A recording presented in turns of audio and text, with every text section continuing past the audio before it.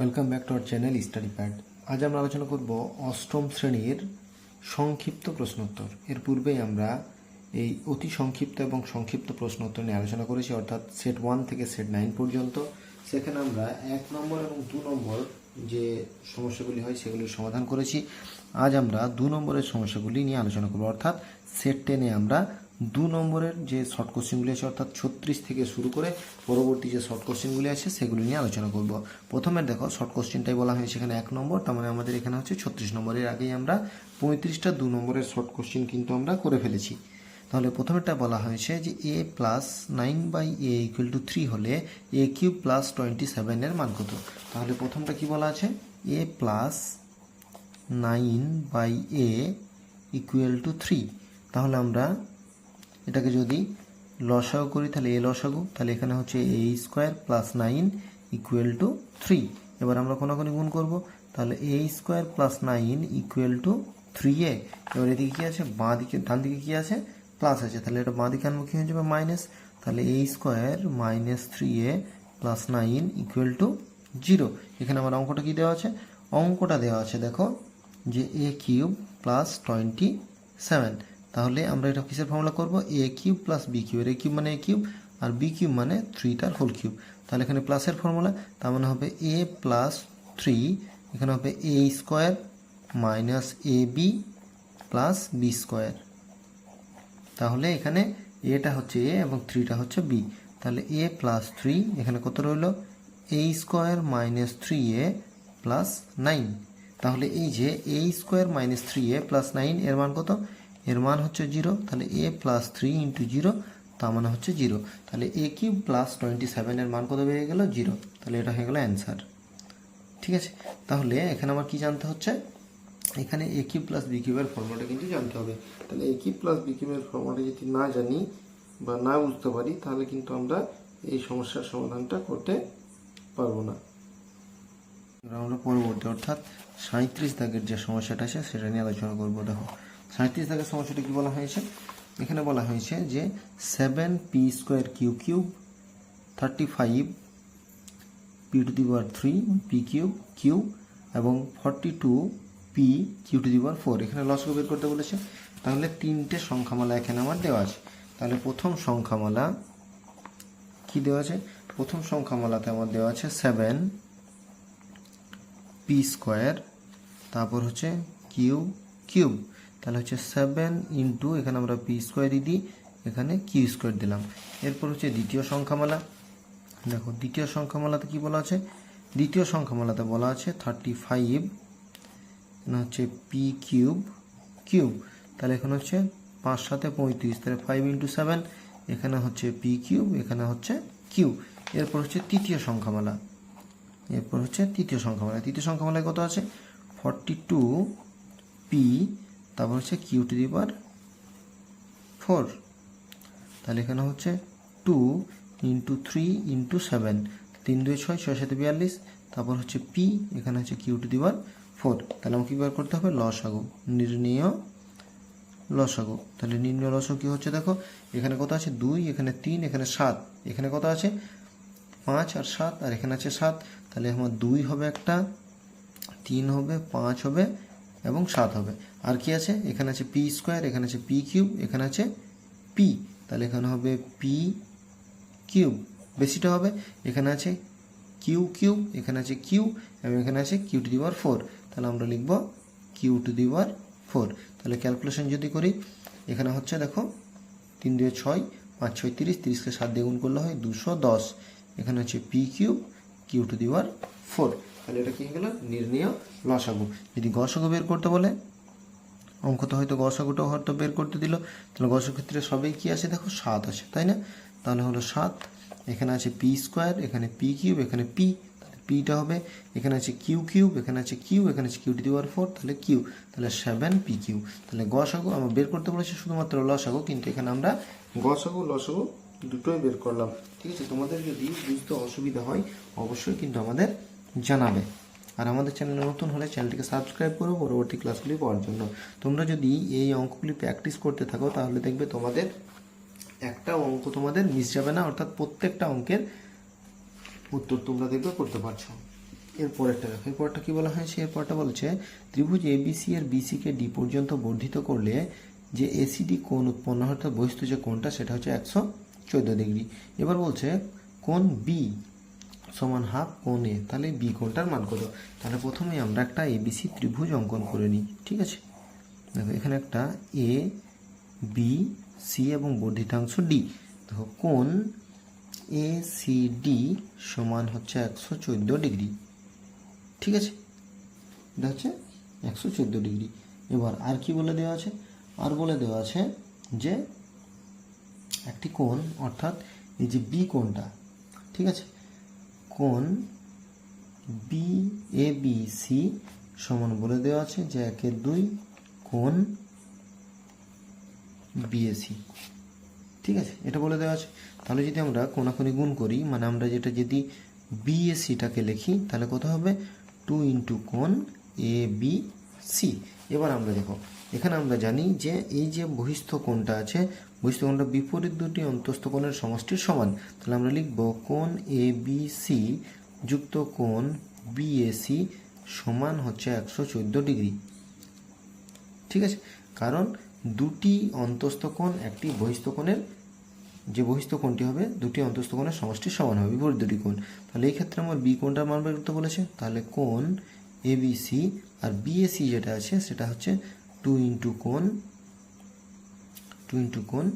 A B C. এই BAC মানেই 2 into ABC. তাহলে এটা কত হচ্ছে? 114 ডিগ্রি। তাহলে এটা কত হচ্ছে? 3 কোণ এবিসি সমান হচ্ছে 114 ডিগ্রি। অতএব কোণ এ বি সি সমান হচ্ছে 114/3। তাহলে 3 3 9, 2 আর 4, তাহলে 3 8 24, তাহলে হচ্ছে 38 ডিগ্রি। তাহলে কোণ এবিসি এর মান কত বেড়ে গেল? 38 ডিগ্রি। এখন এটা আমরা বার করতে বলেছে কোণ এবিসি এর মান। তাহলে আমরা যে শর্তটা দেওয়া থাকবে, যেটা দেওয়া থাকবে সেটা প্রথমে লিখবো, অর্থাৎ প্রদত্তটাকে লিখবো। প্রদত্তটা লেখার পর আমরা দেখবো কিভাবে আমাদের অঙ্কটা করা যেতে পারে, সেটা আমরা মেলানোর চেষ্টা করব, ঠিক আছে? বারবার বলছি কিছু অনুসিদ্ধান্ত আমাদের মনে রাখতে হবে, যে যেমন এখানে একটা হচ্ছে যে বহিস্থ একটি কোণ সমান বিপরীত দুটি অন্তস্থ কোণের সমষ্টির সমান, ঠিক আছে? তারপর যেমনভাবে বলবে সেইভাবে আমরা অ্যান্সারটা বের করার চেষ্টা করব। এরপর দেখো, এরপর হচ্ছে 39, 38 আমাদের হয়ে গেল। 38 কোশ্চেনের 38 ডিগ্রি হচ্ছে অ্যান্সার, ঠিক আছে? এরপর আমরা পরেরটা দেখি, অর্থাৎ 39। 39 এর ক্ষেত্রে কি বলেছে? 39টাই বলেছে যে সমকোণী ত্রিভুজের অতিভুজই বৃহত্তম বাহু। সমকোণী ত্রিভুজ, এই যে সমকোণী ত্রিভুজ, এটা হচ্ছে অতিভুজ, ঠিক আছে? ধরে নাও এবিসি, ঠিক আছে? তাহলে সমকোণী ত্রিভুজ মানে এই কোণটা কি? সমকোণ, মানে এই কোণটা হচ্ছে 90 ডিগ্রি। সমকোণী ত্রিভুজের বৃহত্তম কোণটি কত হবে? 90 ডিগ্রি। তাহলে এই এ বি সি কোণটা হচ্ছে 90 ডিগ্রি। আমরা জানি বৃহত্তম কোণ হচ্ছে 90 ডিগ্রি। এই বৃহত্তম কোণের বিপরীত বাহু, তাহলে এই কোণগুলি কি? এই কোণগুলি ছোট। তাহলে আমরা যদি লিখি কোণ এ বি সি, ঠিক আছে, এই কোণটা গ্রেটার দেন আমরা বাকি যে দুটো কোণ আছে সেই কোণ দুটো, একটা কোণ হচ্ছে এ অথবা সি, এই দুটোর থেকেই বড় কোণ কোনটা? বি কোণ। আমরা জানি বৃহত্তর যে কোণটা হয় তার বিপরীত বাহুটা হয় বৃহত্তর, ঠিক আছে? আমরা জানি যে সমকোণের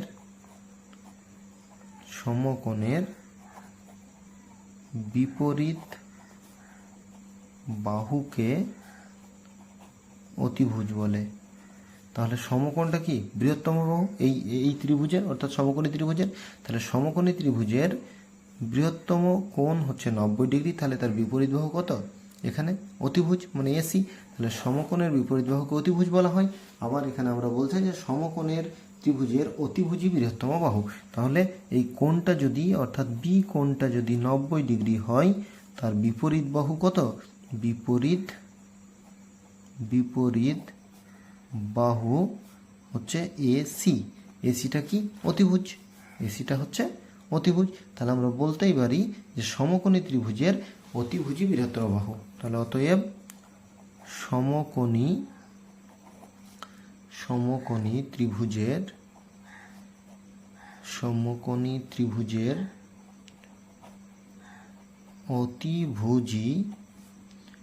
অতিভুজি বৃহত্তম বাহু। ঠিক আছে, যেহেতু একটা কোণ সমকোণটা হচ্ছে 90 ডিগ্রি, সব থেকে বড় কোণ, তাহলে বড় কোণের বিপরীত বাহুটাকে অতিভুজ বলা হয়, তাহলে অতিভুজটাই সব থেকে বড় বাহু। ঠিক আছে, এরপর 40 নম্বর পরেরটা কি বলা হয়েছে, যে একটি সংখ্যার অর্ধেক সংখ্যাটির 1/5 অংশের অপেক্ষা 6 বেশি। তাহলে সংখ্যাটি কত? সংখ্যাটি x। সব থেকে সুবিধা, সংখ্যাটি হচ্ছে x। তাহলে x এর অর্ধেক 2 দিয়ে ভাগ, তারপর কি বলছে, x এর 1/5 কত বেশি? 6 বেশি, 6 যোগ করে দিলাম। তাহলে বা x/2 minus x/5 equal to 6। তাহলে 10 লসাগু, তাহলে 10 লসাগু কত হবে? 5 দিয়ে 10, এখানে হচ্ছে 2, এখানে হচ্ছে 6, বা 3x সমান 10 ইন্টু 6। তাহলে x সমান কত হবে? 10 ইন্টু 6/3, 3 2 6, তাহলে হচ্ছে 20। তাহলে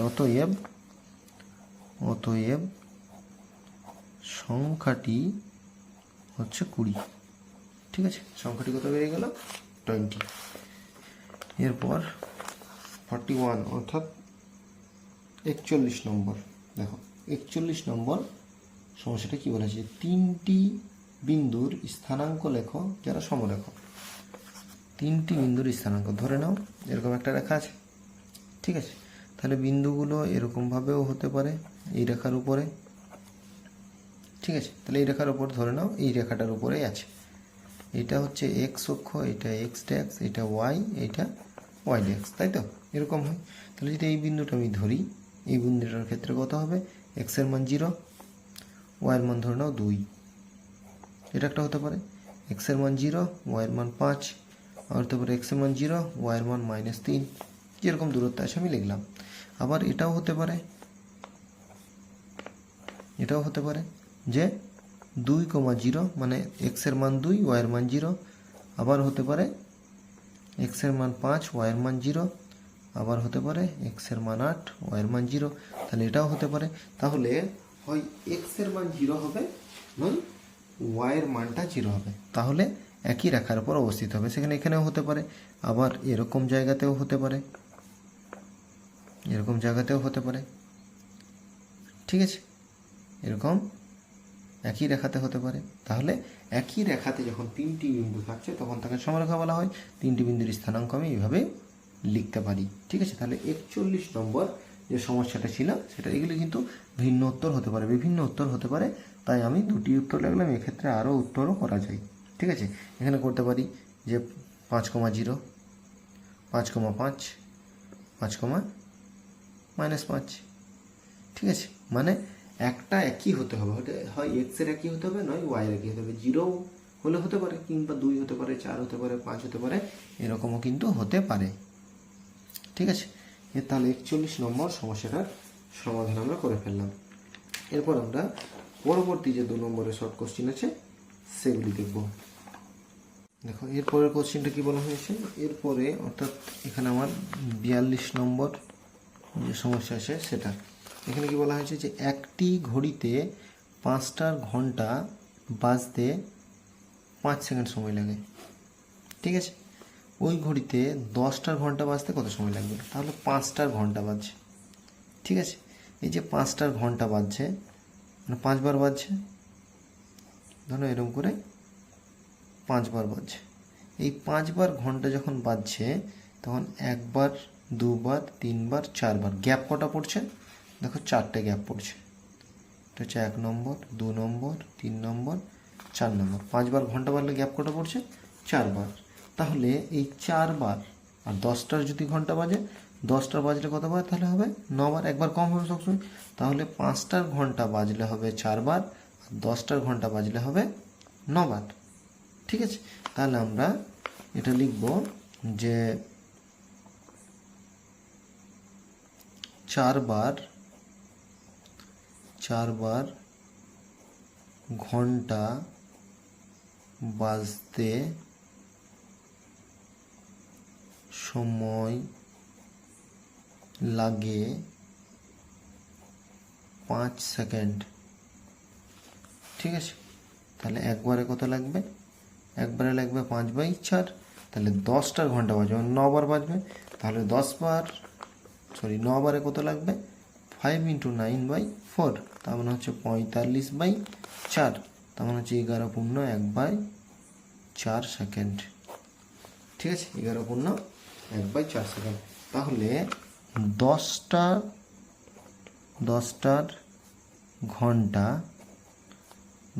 ঘন্টা বাজতে এত সেকেন্ড সময় লাগবে। এই ধরনের অঙ্ক কিন্তু শুধুমাত্র পরীক্ষার ক্ষেত্রে নয়, কোনো কম্পিটিটিভ এক্সামেও দেখবে এই ধরনের শর্ট কোশ্চেনগুলো আসে।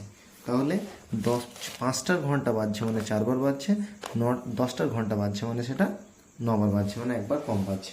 ঠিক আছে, এইভাবে কিন্তু হিসাবগুলোকে বের করতে হবে। এরপর হচ্ছে 43 অর্থাৎ 43 নম্বর যে সমস্যাটা আছে, এখানে বলা হয়েছে যে পরপর দুবার 10% সমতুল্য ছাড় কত। তাহলে 100 টাকার ধরলাম 10% ছাড়। ঠিক আছে, 10% ছাড়, তাহলে 10% যখনই ছাড় দিলাম তার মানে কত হচ্ছে? 90 টাকা। আবার যদি 90 টাকার 10% ছাড় দাও, 9×90, তাহলে এই ক্ষেত্রে কত হচ্ছে? এই ক্ষেত্রে যদি ছাড়টা দাও, তাহলে এই ক্ষেত্রে ছাড় হলে কত হলো? 90 টাকা হয়ে গেল। কিন্তু এই ক্ষেত্রে যখনই 10% ছাড়টা দিলাম, তার মানে কত? 90 - 9, তার মানে হচ্ছে 81, তাই না? তাহলে যখন 100 টাকার মধ্যে 10% ছাড়ছি সেটা হচ্ছে 90 টাকা, আবার 90-এর মধ্যে যখন 10% ছাড়ছি মানে 9 টাকা ছাড় পড়ছে, তাহলে হচ্ছে 81। তাহলে ছিল কত? 100, হলো কত? 81। তার মানে দুবার 10% ছাড় দিলে সেটা হচ্ছে মোটের ওপর 19% ছাড়। ঠিক আছে, তাহলে দুবার 10% ছাড়ের সমতুল্য ছাড় হচ্ছে 19%। এটা বোঝা গেল? তাহলে প্রথমে যেটা ছিল 100 টাকা, সেটা 10% ছাড় মানে 10 টাকা ছাড়, আবার সেটা কত হয়ে গেল? 90। তাহলে 90-এর মধ্যে 10% ছাড় মানে 9 টাকা ছাড়, তাহলে 90-এর মধ্যে 9 ছাড় মানে কত হয়ে গেল? 81। তাহলে ছিল কত? 100, হলো কত? 81। তাহলে 100 - 81 মানে হচ্ছে 19 টাকা। ঠিক আছে, এরপর আমরা 43 নম্বরটা হয়ে গেল। এরপর আমরা 44 নম্বর দেখো। 44 নম্বর সমস্যা কি বলা হয়েছে? যে 1728 সংখ্যাকে মৌলিক উৎপাদকে বিশ্লেষণ করে ঘনমূল নির্ণয় করি। ঠিক আছে, 1728 দেখো। 44 নম্বর কত বলেছে? 1728 মৌলিক উৎপাদক, তার মানে প্রথমে হচ্ছে 2 দিয়ে দিলাম, তাহলে 2 দিলে কত হবে? 8, 6 দিয়ে 12, 4, 864। আবার 2 দিয়ে দিলাম, 4, 3, 2, আবার 2 দিয়ে যাবে 216, আবার 2 দিয়ে গেলে 108, 108কে 2 দিয়ে গেলে 54, আবার 54কে 2 দিয়ে যাবে তাহলে হবে 27, 27কে 3 দিয়ে মানে 9, আবার 9কে 3 দিয়ে মানে 3 3 9। তাহলে 1728। ঠিক আছে, এর ঘনমূল নির্ণয় করতে বলেছে। তাহলে এখানে কটা আছে? 2 কটা আছে? 6টা। 3 কটা আছে? 3টে। ঠিক আছে, তাহলে এখানে 3টে 2-এর মধ্যে 2টো 2, আবার 3টে 2-এর মধ্যে 2টো 2, আবার 3টে 3-এর মধ্যে একটা 3, তাহলে 3 দিয়ে এই 2 2 4, 3 4 12। তাহলে 1728 এর ঘনমূল হয়ে গেল 12 বা 12। ঠিক আছে, এরপর 45 অর্থাৎ 45 নম্বর দেখো। 45 নম্বর কি বলছে? একটি সুষম বহুভুজের প্রতিটি অন্তঃকোণ 140 ডিগ্রি, বাহু সংখ্যা কত? এর পূর্বের অর্থাৎ এর আগের যে সেটটা আছে অর্থাৎ সেট 9-এ দেখবে এই সমস্যাটার সমাধান করা হয়েছে। অন্তঃকোণ বলা আছে, তাহলে অন্তঃকোণ থেকে আমরা বহিঃকোণ বের করবো। 180 থেকে বিয়োগ 180 - 40, তার মানে হচ্ছে 36 ডিগ্রি। আর বাহু সংখ্যা হবে 360 বাই বহিঃকোণ মানে 360 বাই 36, তার মানে আসবে 10টি। এই ক্ষেত্রে দেখবে 10টি অ্যান্সার। এটা দেখবে ঠিক এর আগে অর্থাৎ 9 নম্বর যে সেটটা আছে সেখানে দেখবে করে দেওয়া আছে, তার জন্য এটা আর করছি না। এবার এখানে এবিসি ত্রিভুজের এবি আর এসি সমান। ঠিক আছে, আর এই কোণটা কত বলে দেওয়া আছে? 50 ডিগ্রি। তাহলে অপর কোণগুলির মান কত? তাহলে এ বি সি ত্রিভুজ, ঠিক আছে, এ বি সি ত্রিভুজ এ বি সি। এবার কোনটা কোনটা কি কি বলা আছে দেখো, এখানে বলা আছে এ বির সঙ্গে এসি সমান, তার মানে এই বাহুটার সঙ্গে এই বাহুটা সমান। আর কি বলে দেওয়া আছে, একটা কোণের মান বলে দেওয়া আছে, কত, বিএসি সমান হচ্ছে 50 ডিগ্রি, ঠিক আছে। তাহলে এই বাহু দুটো যদি সমান হয় তাহলে কোণ দুটো সমান, কোন কোণ দুটো, একটা হচ্ছে এ বি সি আর একটা কোণ হচ্ছে এ সি বি, এই কোণ দুটো সমান, যেহেতু যেহেতু এ বি সমান এসি, ঠিক আছে। তাহলে এই যে কোণ দুটো আছে অর্থাৎ এ প্লাস কোণ এ বি সি প্লাস কোণ এ সি বি, দুটো একটা কোণের মান আমরা কত জানি, 50 ডিগ্রি।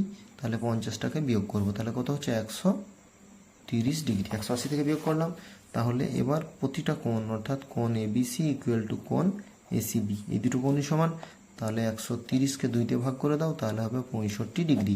যেহেতু বাহু সমান তাহলে কোণও সমান, তাহলে প্রতিটি কোণ, বাকি যে দুটো কোণের মান সেই দুটো বেরিয়ে গেল 65 ডিগ্রি। তাহলে যেটা দেওয়া থেকে কী করবো, সেটা আমরা 180 থেকে বিয়োগ করে নেবো, তাহলে 50টা বিয়োগ করে নিলাম, বাকি দুটো কোণের মান পেয়ে গেলাম। এখানে দেখো বলেছে এক্স কিউবের মান নির্ণয় করতে বলেছে। দেখুন কার মানটা দেওয়া আছে, এক্স প্লাস 1/x সমান 2, তাহলে এক্স কিউবের মান কত, তাহলে এটা হচ্ছে 46, তাহলে x plus 1/x equal to 2, তাহলে লসাগু কত এক্স, তাহলে x square plus 1 equal to 2, তাহলে কোনাকুনি গুণ করলে কি হবে, x square plus 1 equal to 2x, ঠিক আছে। তাহলে বা x square minus 2x plus 1 equal to 0, তাহলে এক্স মাইনাস 1 তার হোল স্কোয়ার ইকুয়াল টু 0। তাহলে আমরা লিখতে পারি যে এক্স মাইনাস 1 ইকুয়াল টু 0, কারণ এদিকটা বর্গ করলে 0ই হবে, বা এক্স সমান হচ্ছে 1, তাহলে এক্সের মান কত হয়ে গেল 1, এখানে এক্স কিউব, তার মানে হবে 1 এর কিউব, 1 এর কিউব কত হবে 1ই হবে, তাহলে এক্স কিউবের মান বেরিয়ে গেল আমার 1। তাহলে 46 অর্থাৎ 46 নম্বর সমস্যাটারও সমাধান আমরা করলাম। এরপর দেখো 47, সমীকরণের বীজ কত, ঠিক আছে, এই সমীকরণটার বীজ কত বার করতে বলেছে। তাহলে কত কথা আছে দেখো, x/2 এটা হচ্ছে 47, এখানে হচ্ছে x/2 plus 1/6 equal to 1/3 plus x/4, বা তাহলে এখানে x/2 মাইনাস x/4 1/3, এখানে প্লাস 6 আছে, এখানে মাইনাস 1/6 হয়ে গেল, বা এটা হচ্ছে এই দুটোর 2 আর 4 লসাগু হচ্ছে 4, 3 আর 6 লসাগু হচ্ছে 6, তাহলে 2 2 4, এখানে x একে x, এটা হচ্ছে 3 দিয়ে 6, 6 একে 6, তাহলে হচ্ছে x/4 ইকুয়াল টু 1/6, বা x ইকুয়াল টু হবে এখানে হবে 4/6, তার মানে হবে 2/3, ঠিক আছে। তাহলে x এর মান কত বেরিয়ে গেল 2/3। তাহলে আমাকে বার করতে বলেছিল কি, যে সমীকরণের বীজ কত, ঠিক আছে। তাহলে সমীকরণের বীজটা বেরিয়ে গেল 2/3, এটাই হচ্ছে অ্যান্সার, ঠিক আছে। তাহলে 47 অর্থাৎ 47 নম্বর যে সমস্যাটি ছিল সেটিরও আমরা সমাধান করলাম। এরপর হচ্ছে 48 নম্বর, দেখো আয়তক্ষেত্রের ক্ষেত্রফল বলে দিয়েছে, দৈর্ঘ্য বলে দিয়েছে, পরিসীমা বের করতে বলেছে।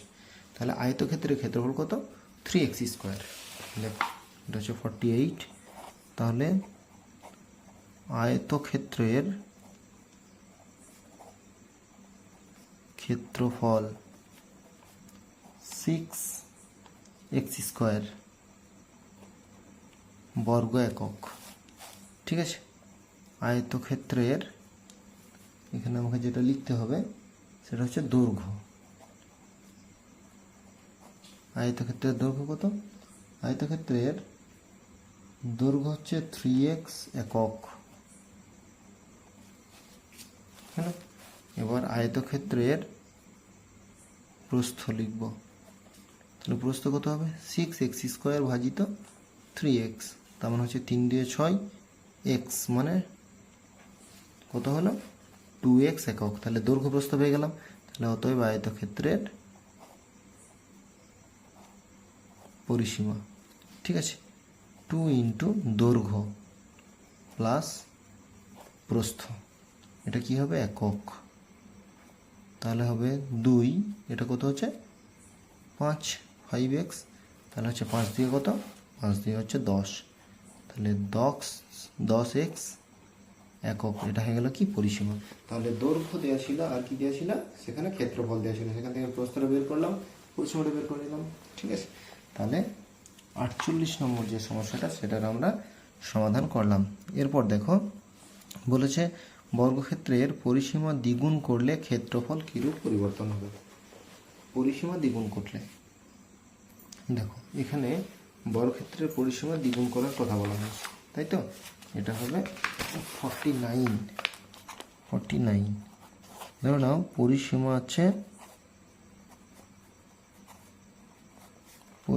আছে x, ঠিক আছে। তাহলে দ্বিগুণ করলে কত হবে, পরিসীমা যদি দ্বিগুণ করে দেওয়া হয় তাহলে হবে 2x একক। তাহলে যখন পরিসীমা ছিল, এটা পরিসীমা নাই, একদম প্রথম থেকে করি, এটা হচ্ছে বাহুর দৈর্ঘ্য হচ্ছে a একক, ঠিক আছে। তাহলে পরিসীমাটা কত হবে, পরিসীমা হবে 2a একক, ঠিক আছে। পরিসীমা হলো 4a একক, ঠিক আছে।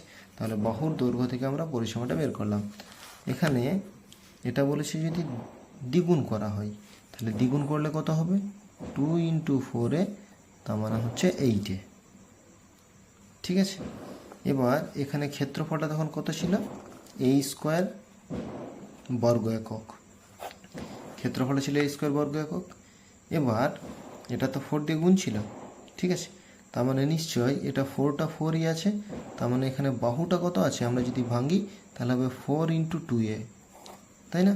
তাহলে 2a তার হোল স্কোয়ার, তার মানে হবে 4a²। এই যেগুলো বোঝা গেল না, কেন না, দেখো এখানে বাহুর দৈর্ঘ্য a, তাহলে পরিসীমা কত 4a, এবারে দ্বিগুণ করছে, 2 দিয়ে গুণ করছে, তার মানে কত হবে 8a। এবার 4 তো 4ই থাকবে পরিসীমাতে, তাহলে বাহুর দৈর্ঘ্যটা কত, এখন বাহুর দৈর্ঘ্য হচ্ছে তোমার 2a, তাহলে 2a যদি হয় তাহলে এখন ক্ষেত্রফলটা কত, 4a², আগে কত ক্ষেত্রফল ছিল a², তাহলে লিখবো a² - a² মানে হচ্ছে 3a², ঠিক আছে।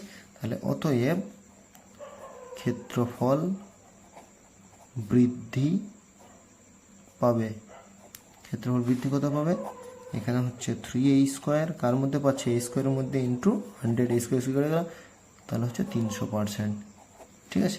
তাহলে পরিসীমা যদি বর্গক্ষেত্রের দ্বিগুণ বাড়ানো হয়, সেই ক্ষেত্রে ক্ষেত্রফল কিন্তু কত গুণ বাড়ছে, শতকরা 300% বা 3 গুণ কিন্তু বেড়ে যাচ্ছে, ঠিক আছে। ছিল 1 গুণ, হয়ে গেল 4 গুণ। এই জায়গাটা খেয়াল করতে হবে, 4 × একটি বাহুর দৈর্ঘ্য, তাহলে একটি বাহুর দৈর্ঘ্য তো 2a, তাহলে আগে ছিল ক্ষেত্রফল a², এখন হয়ে গেল 4a², তাহলে বাড়লো কত, 4a² - a², তার মানে 3a², কার মধ্যে, a² এর মধ্যে, তাহলে 300% বেড়ে গেল, ঠিক আছে। এটা হয়ে গেল 49। এরপর হচ্ছে এই যে অঙ্কটা আছে, দুটি সংখ্যার অন্তর এবং যোগফল, অর্থাৎ যোগফল এবং বিয়োগফল দুটোকে যোগ করে 2 দিয়ে ভাগ করলে যেটা পাবো সেটা হচ্ছে বড় সংখ্যা, দুটোকে যোগ করলে কত 16, তাহলে একটি সংখ্যা হয়ে গেল 8, 16কে 2 দিয়ে ভাগ, আর দুটোকে বিয়োগ করো তাহলে 8, তার মানে হচ্ছে 2 দিয়ে ভাগ করলে 4, তাহলে দুটি সংখ্যার যোগফল কত, 8 আর 4 12, দুটি সংখ্যার বিয়োগফল কত 4। তাহলে এইভাবে আমরা অ্যান্সারটাকে খুব সহজেই বের করতে পারবো। এ বলছে এই বিন্দু দুটি কোন পাদে অবস্থিত, এখানে দেখো প্লাস প্লাস আছে, এখানে কত আছে মাইনাস প্লাস, দেখো তাহলে আগেই করা ছিল, ওর জন্য এই অঙ্কটি আর করলাম না। এটা হচ্ছে প্লাস প্লাস, এটা হচ্ছে মাইনাস প্লাস, এটা মাইনাস মাইনাস, এটা হচ্ছে প্লাস মাইনাস, ঠিক আছে। এখানে হচ্ছে ওয়াই ড্যাক্স এক্স ড্যাক্স, তাহলে দুটোই দেখো কি কি আছে, একটা হচ্ছে +4 +5, তাহলে এটা কোন পদে হবে, এখানে হবে, তাহলে হচ্ছে প্রথম পদ, এটা হচ্ছে প্রথম পদে অবস্থিত, ঠিক হলো প্রথম পদে। আর একটা বিন্দু কত দেওয়া আছে, আর একটা বিন্দু হচ্ছে -3 + 2, তাহলে -3 + 2, -3 + 2, তাহলে এক্স এরটা হচ্ছে মাইনাস আর ওয়াইটা হচ্ছে প্লাস, তাহলে এটা হচ্ছে দ্বিতীয় পদে, ঠিক আছে, এই চিত্রটা অঙ্কন করে নিলে দেখবে খুব সহজেই তোমরা বুঝতে পারবে। ঠিক আছে, তাই চিত্র কিন্তু অঙ্কন করে নেবে, চিত্র অঙ্কন করে নেবে, এক্স অক্ষ এক্স এক্স ড্যাক্স এবং ওয়াই ওয়াই ড্যাক্স, এই চিত্রটা অঙ্কন করলে খুব সহজেই দেখবে সমস্যাটার সমাধান করে দিতে পারবে। তাহলে দুটি বিন্দু দিয়েছিল, যদি মাইনাস মাইনাস দিত তৃতীয় পদে হতো, আর প্লাস মাইনাস যদি দিত তাহলে চতুর্থ পদে অবস্থিত হতো। এরপর হচ্ছে 51 51 নম্বর। এখানে কি বলে দেওয়া আছে? এখানে বলে দেওয়া আছে যে কোণ এবিসি সমান 60 ডিগ্রি, কোণ এসিবি সমান 30 ডিগ্রি, তাহলে এবিসি এর বৃহত্তর বাহুর নাম কি? ঠিক আছে, দেখো এখানে একটা ত্রিভুজ, যেখানে বি কোণটা বলেছে 60 ডিগ্রি, সি কোণটা বলেছে 30 ডিগ্রি, তার মানে এটা এ নাম দিলাম, এ বি সি। তাহলে কোণ বিএসি কত হবে? 180 থেকে কোনটা বাদ যাবে? 60 ডিগ্রি আর 30 ডিগ্রি, দুটোকে আমাকে বিয়োগ করতে হবে। তাহলে 180 মাইনাস 90 ডিগ্রি, তার মানে হচ্ছে 90 ডিগ্রি। তাহলে এ কোণটা কত ডিগ্রি? এ কোণটা বেরিয়ে গেল আমার 90 ডিগ্রি। এ কোণের বিপরীত বাহু, কোণ এ এর বিপরীত বাহু কে? বিসি। কোণের বিপরীত বাহু বিসি। এখানে বলেছে কোণ এবিসি ত্রিভুজের বিপরীত বাহু কে? এখানে বৃহত্তম বাহু কোন কোনটা? 90 ডিগ্রি। আমরা জানি বৃহত্তর বাহুর যে বিপরীত কোণ বাহু, সেটা বৃহত্তর কোণের বিপরীত বাহুটা হবে বৃহত্তর বাহু। তাহলে এই বৃহত্তর বাহুটাই মানে বিসিটা এখানে হচ্ছে কি? অতিভুজ। ঠিক আছে, তাহলে আমাকে জানতে চেয়েছে বৃহত্তম বাহুর নাম কি। তাহলে বৃহত্তম বাহুর নাম কি? অতিভুজ। আবার বৃহত্তম বাহুটা কি? বৃহত্তম বাহুটা হচ্ছে বৃহত্তম বাহুটার নাম হচ্ছে বিসি, আবার ওই বিসিটাই হচ্ছে অতিভুজ। তাহলে একটি সমকোণী, এটা আবার যদি বলা হয় কি ধরনের ত্রিভুজ, এটা হচ্ছে সমকোণী ত্রিভুজ। বাহুভেদে কি ত্রিভুজ? বিষমবাহু ত্রিভুজ। তাহলে দুটি কোণের মান দেওয়া ছিল, সেখান থেকে একটি কোণের মান আমরা বের করে নিলাম। একটি কোণের মান যখনই বের করলাম, সেই কোণটাই সব থেকে বড়, তাহলে তার বিপরীত বাহুটা কত? বিসি। এই 60 ডিগ্রিটা 30 ডিগ্রি, আর একটা হচ্ছে 90 ডিগ্রি। 90 ডিগ্রির বিপরীত বাহু হচ্ছে বিসি, তাহলে বিসিটাই হচ্ছে সর্ববৃহৎ বাহু। এখানে আমরা জানতে চেয়েছি কি? অতএব ত্রিভুজ এ বি সি এর বৃহত্তর বাহুর নাম বিসি। ঠিক আছে, দেখো এবার আমরা এই অ্যান্সারটা বের করতে পারলাম। তাহলে আমরা 51 পর্যন্ত শর্ট কোশ্চেনগুলি করলাম। এখানে শর্ট কোশ্চেন বলতে এখানে মার্কস 2, অর্থাৎ এখানে আমরা শুরু করেছিলাম, দেখো সেট 10, এখানে সেট 10 আমরা শুরু করেছিলাম 36 থেকে। তাহলে 36 থেকে আমরা 51 নম্বর পর্যন্ত সমস্যার সমাধান করলাম। এই সমস্যাগুলি সমাধান করতে গিয়ে তোমাদের কোথাও অসুবিধা হলে বা বুঝতে না পারলে অবশ্যই আমাদেরকে জানাবে। আমাদের চ্যানেলে নতুন হলে চ্যানেলটিকে সাবস্ক্রাইব করবে পরবর্তী ক্লাসগুলি পাওয়ার জন্য। এছাড়াও আমাদের ক্লাস ভালো লেগে থাকলে বন্ধুদের মধ্যে শেয়ার করবে, যাতে তারাও উপকৃত হয় এবং অঙ্কে সকলেই ভালো নাম্বার পায়, অঙ্ক ভালোভাবে বুঝে এবং ভালোভাবে পরীক্ষা দেওয়ার চেষ্টা করে। এছাড়াও অন্যান্য যে অধ্যায়গুলি আলোচনা করা হয়েছে সেগুলিও তোমরা দেখো, সেগুলি অসুবিধা হলে অবশ্যই আমাদেরকে জানাবে। অবশ্যই আমরা তোমাদের সমস্ত সমস্যার সমাধান করার চেষ্টা করবো। আজ এই পর্যন্তই, পরবর্তী ক্লাস নিয়ে খুব শীঘ্রই হাজির হব। ততক্ষণ পর্যন্ত সকলকেই ধন্যবাদ। সবার দিন শুভ হোক, ভালো থাকো, সুস্থ থাকো, ভালো করে পড়াশোনা করো।